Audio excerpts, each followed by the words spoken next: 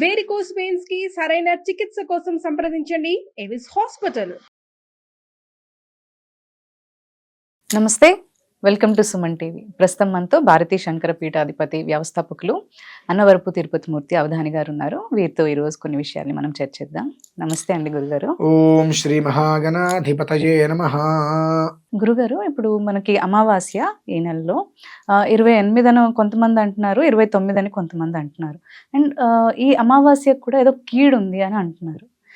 దీని గురించి మాకు కొంచెం మీరు వివరంగా వివరిస్తారు. తప్పకుండా అమ్మా. 28, 29 2 రోజులు అమావాస్యనమ్మా. 2 రోజులు.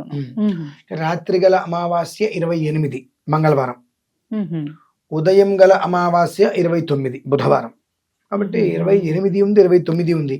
కాకపోతే 28 అనేటువంటిది కొన్ని విధానాలకి పనిచేస్తుంది. 29 అనేటువంటిది నిత్యం ఇంట్లో చేసేటువంటి నిత్యారాధనలు, శివారాధనలు, ఏదన్నా ఆరాధనలు, హోమాలు, యజ్ఞాలు, లేదంటే పెద్దలకి కార్యక్రమాలు చేస్తూ ఉంటారు. అటువంటి వాటికి సూర్యోదయ తిథి అవసరం కాబట్టి అటువంటివన్నీ కూడా ఉదయం పూట 9వ తారీఖు ఉదయం చేసుకోవాలి.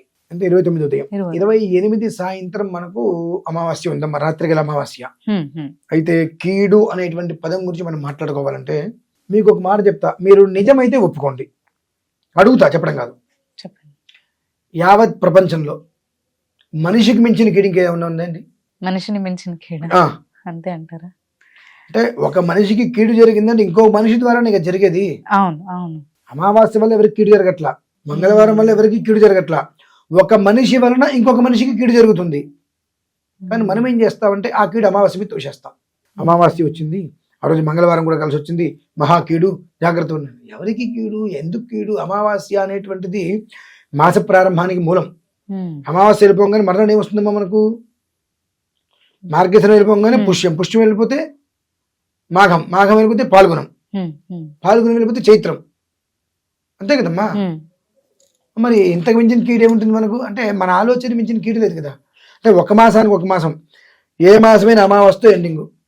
దీపావళి అమావాస్య వెళ్ళిపోయింది, కార్తీకం, కార్తీక మాసంలో అమావాస్య వెళ్ళిపోయింది, మార్గశిరం, పుష్యం, మాఘం, ఇది వెళ్ళిపోతే పాల్గొనం వస్తుంది. దానికి కీడేముంటుంది అసలు? ఫల్గుని, అర్జున ఫల్గున పార్థాన్ని కూడా మనం పిడుగుపడుతుంటే తలుచుకుంటూ ఉంటాం. పాల్గొనం ఫల్గునం. మరి దాన్ని కీడు అని మనం ఎలా అనుకుంటాం? కీడు అనేటువంటిది మన శరీరంలోనే ఇమిడిపోయింది. ఒక మనిషికి మంచి చేయటం అనేటువంటిది తెలియట్లేదు, కానీ ఒక మనిషికి కీడు చేయటం అనేటువంటిది మన రక్తంలో నరనరాల్లో జీర్ణించుకుపోయింది. కాబట్టి మనకు మించిన కీడు ఎక్కడా లేదు. అది మనల్ని మనం, మన బుద్ధిని, మన మానసిక ఆలోచనని మనం మార్చుకుంటే కీడు అనే మాట కూడా మనకు ఉండదు. అది మనం మార్చుకోం. కాబట్టి అమావాస్య వలన కీడైతే లేదమ్మా. అది మంగళవారం కూడా మనకు ఉన్నది. కాబట్టి దీని వలన స్వతసిద్ధంగా కూడా కుజదోషమును, సర్పదోషమును, లేదంటే వివాహం కానివారు, వివాహమై సంతానం అందలేని వారు, లేదా ఒకవేళ భార్య భర్తల మధ్యలో సఖ్యత లేక ఇబ్బందులు పడుతున్న వారు ఆ రోజునాడు కొన్ని విధానాలు అనుసరించడం వలన ఆ ఫలితాలు వాళ్ళు పొందగలుగుతారు. ఫలితం పొందటానికి అమావాస్య విశేషం. కీడు ప్రమాదాలు తొలగించుకోవడానికి విశేషం. కీడు అంటే ఏంటి? మనదే కదా. సో మనకున్నటువంటి సమస్యలు మనం తొలగించుకోవాలి. అమావాస్య ఎందుకు తొలగిస్తుంది? దానికి పని ఏముంది?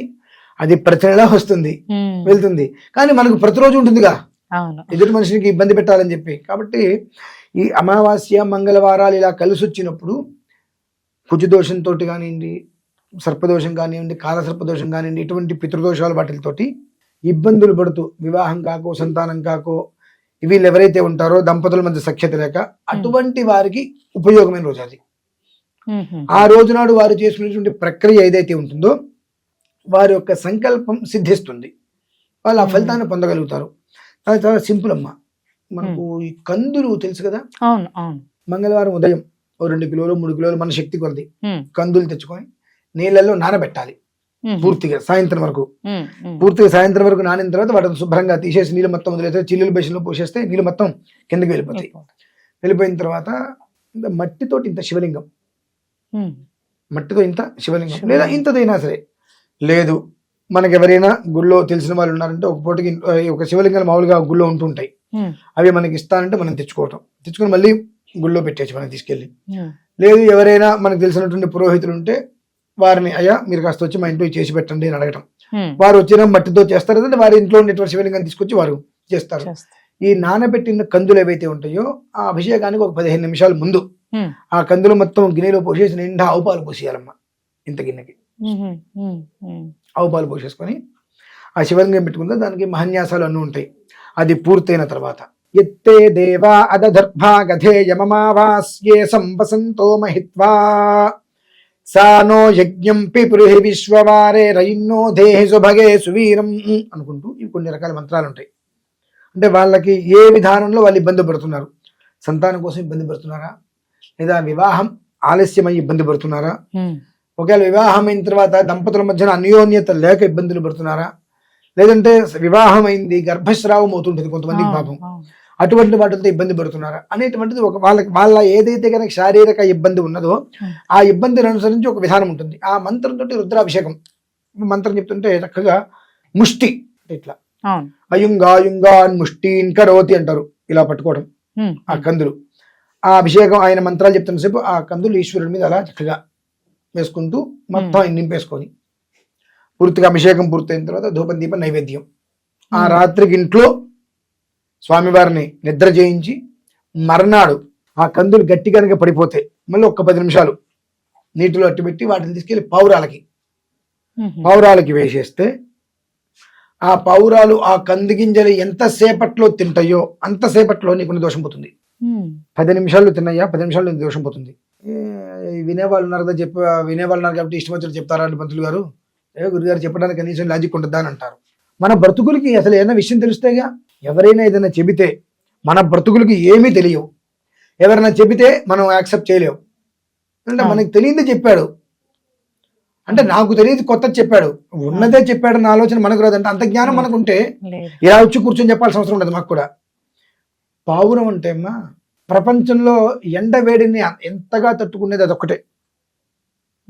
ఈశ్వరుడు ఆ తేజస్సుని వదిలే సమయంలో దేవతలందరూ వచ్చి అమ్మవారి లోపలికి తేజస్సును పంపిస్తున్నప్పుడు దేవతలందరూ వచ్చి ఆ తేజస్సు అమ్మవారిలోకి వెళ్ళకూడదు, షణ్ముఖుడు కావాలి మనకు అంటే ఆ తేజస్సుని మోసేటువంటి శక్తి భూమికి కూడా లేదండి. ఆ తేజస్సు రేతస్సు కనుక భూమి మీద పడితే భూమి దగ్గర కాలిపోతుంది, అంత వేడి. ఎవరు పుచ్చుకోవాలి, ఎలా పుచ్చుకోవాలంటే అగ్నిహోత్రుడు కూడా గజగజలాడిపోతాడు. అయినప్పటికీ కూడా అగ్నిలో అగ్ని చూద్దాం ఇదేతో అని చెప్పి ఆ అగ్నిహోత్రుడు పావురం రూపం ధరించి వచ్చి దాన్ని తీసుకొని ఆ వేడి తట్టుకొని నీళ్ళలోకి వెళ్ళి మునుగుతాడు ఆయన. అంటే అంతటి వేడిని తట్టుకోగలిగితే పావురం మాత్రమే.